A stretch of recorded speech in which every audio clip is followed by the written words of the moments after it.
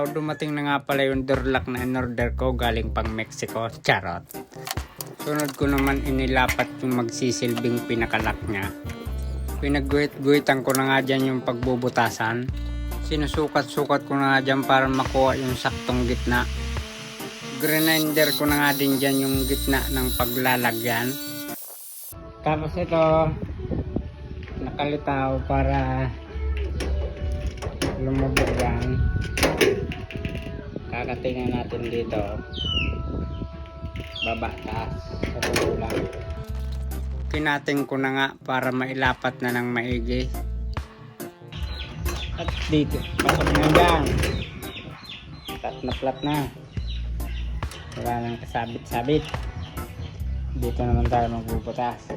Inumpisahan ko na ding butasan yung pinakagilid niya. Tapos ayan, pinakita ko sa inyo ang talim na ginagamit ko dyan. Kasi kung wala kang ganyan, hindi mo talaga siya mabubutasan. Kailangan siya ng mga special na pambutas. Tapos ayan, sumilip pa nga dyan yung pangit. Ayan o.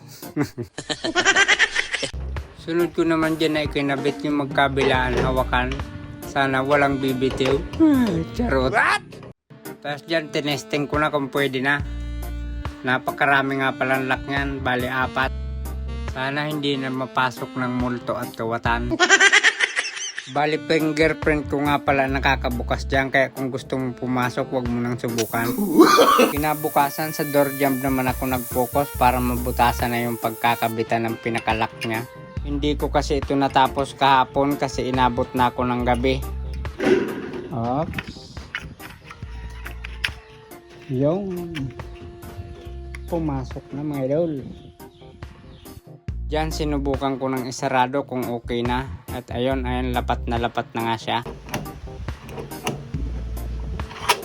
Ito na naman, susubok na naman yung daliri kung madumi ang kuko. Salamat nga pala sa 2 minuto at 25 segundong pag-aaksaya ko ng oras nyo.